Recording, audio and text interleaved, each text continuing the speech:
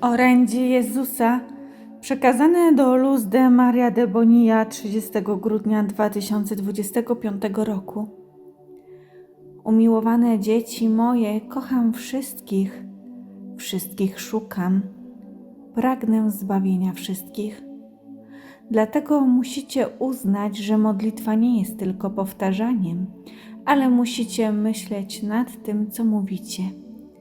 Musicie mieć wolę modlenia się z godnością, podnosząc duszę ku naszej Najświętszej Trójcy, ku mej Matce i ku świętemu Michałowi Archaniołowi, porządkując swoje myśli, żeby zacząć oddawać należną cześć naszej Trójcy, a następnie chwalcie moją Najświętszą Matkę i świętego Michała Archanioła. Musicie posiadać duchowe pragnienie mocne, pewne, ufając, że nie jesteście tylko widzami w czasie różańca czy innej modlitwy, ale każdy się modli dlatego, że jest tym, który działa w swoim życiu i potrzebuje uciekać się do mego domu, kiedy jest to potrzebne. Módlcie się przekonani, że poprzez modlitwę będziecie bardziej odczuwać moją bliskość. Módlcie się do mej Matki, odmawiajcie credo. Przed modlitwą w samotności proście najpierw o dobra duchowe, których wy, moje dzieci, z całą świadomością potrzebujecie, by następnie prosić o pozostałe dobra. Dobrze, żebyście mieli pewność, że modląc się nie próbujecie zmienić Bożej woli, lecz ufacie, że wola Boga zawsze jest obecna dla dobra Jego dzieci.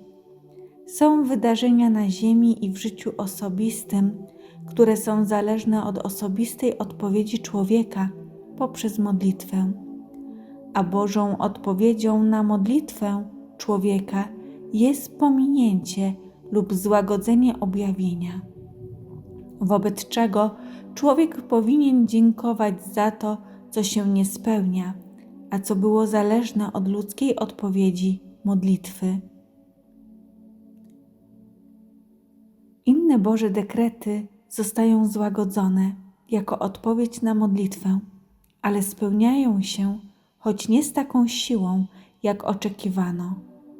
Wszystko to jest spowodowane ważnością modlitwy, sercem i rozumem, który wykrzykuje to, czego potrzebuje, w prawidłowym akcie błagania. To pokolenie musi się modlić, błagać zawsze, wiedząc, że modląc się uzyskacie to, czego nie uzyskacie za pomocą wojny. Umiłowani, choroby trwają dalej, aż doprowadzą do masowych zarażeń i lockdownu. Wojny są częścią tego, to wojny na broń biologiczną i konwencjonalną. Wojna ma na celu eksterminację większej części ludzkości. W wojnie człowiek pozwala wychodzić na zewnątrz temu, co w nim najokrutniejsze, niewyobrażalne.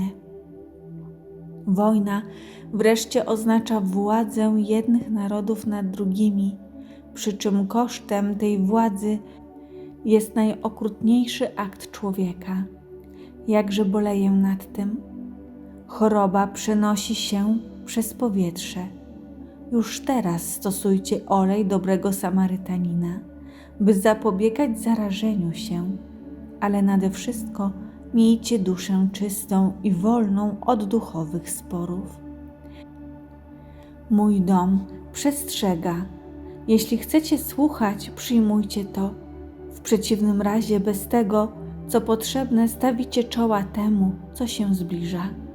Wiara jest niezbędna w tym czasie trzęsień ziemi, powodzi, obsunięć terenu, nieudanych zamachów i śmierci dwóch osobistości o światowym wpływie. Módlcie się i ofiarowujcie i módlcie się. Mój dom was ochrania. Błogosławię was, wasz Jezus.